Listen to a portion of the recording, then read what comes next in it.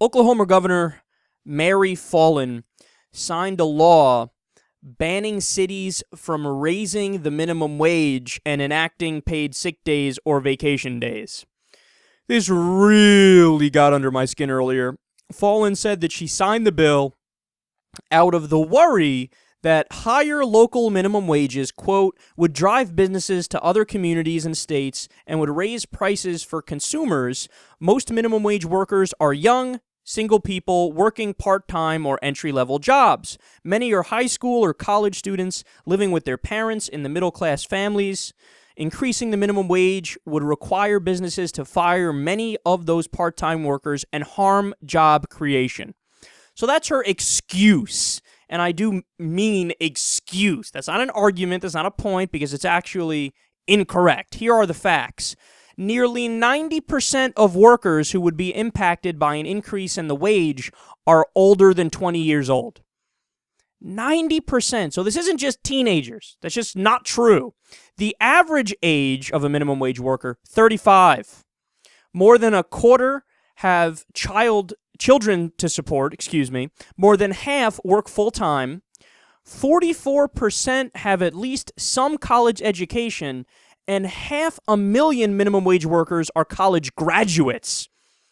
So they're using the most outdated argument you can imagine. This isn't just kids anymore working a summer job that are getting paid minimum wage. This is Americans. This is regular people making a living, trying to make a living that are making the minimum wage.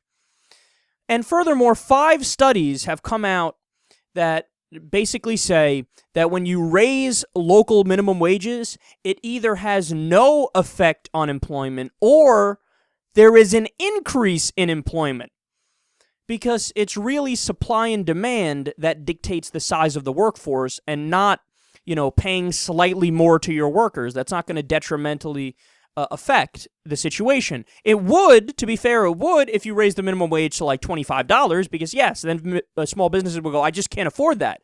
But if you're talking about a raise from $7.25 to $10.50 or something like that, that's not going to detrimentally affect the way the system functions and the way the small businesses act because it's not a tremendous increase. And again, the studies show that they just don't end up firing people. Oftentimes, they actually hire more people because it's supply and demand that it goes off of. It doesn't go just based off of what you pay your workers. So unfortunately, this isn't the first state to act like this. Arizona, Florida, Georgia, India, Kansas, Louisiana, Mississippi, North Carolina, Tennessee, and Wisconsin preemptively banned vacation days also. Way to go, guys.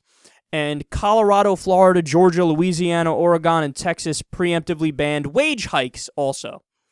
Way to go for you guys, too.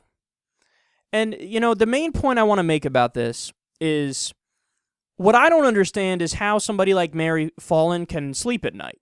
And I mean that genuinely. I know it sounds like a cheesy point to make, but there's going to come a day, and Mary Fallin knows this, where she's going to die. We all die, right? And then at that point, there's a bigger question, in play. You're no longer around to bullshit how you acted in your life, where you could say, well, you might think this thing is bad, but let me explain why it's not bad, and here the blah, blah, blah, blah, blah, blah, blah, blah. You could talk out of your ass all day to cover up for shitty things that you do. That's what politicians always do. But when you die, then there's a legacy that's left behind, and that's how people remember you.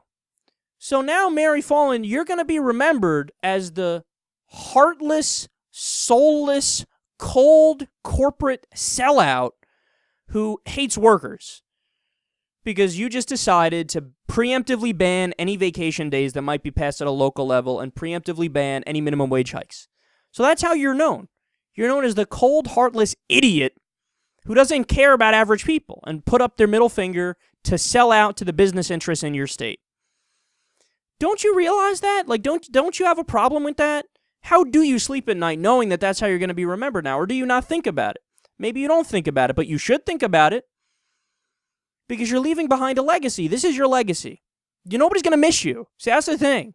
People always love to think, I'm special, people will miss me, the world won't be able to get along without me. No, it will. Every single one of us, the world is going to get along without us, So then what are you leaving behind?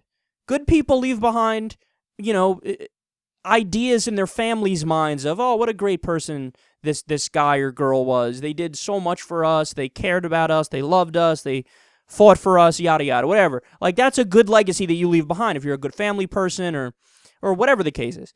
But we're talking about somebody, your legacy is, oh, the heartless governor who sucks. That's your legacy. Is that how you want to be remembered? Sick, man. It's gross. It stuns me how many people are not playing the long game. You know what I mean? Like, and I would think that, just being a normal person, I would think that more people should think about this long game mentality of, what am I leaving behind when I'm gone? You know? What am I leaving behind? What's my legacy going to be? But people like Mary Fallin, just don't even think about that. No, don't worry about that at all. It doesn't matter that when I die, people are going to go, oh yeah, that bitch died? Fuck her. We don't care about her. Look at what she did. She destroyed all these working families that are in poverty that can't make any more money because she banned us from making more money and passing legislation to help us out. All these people that are working 24/7 and they get no fucking vacation time. Yeah, that's what Mary Fallin is responsible for. Fuck her.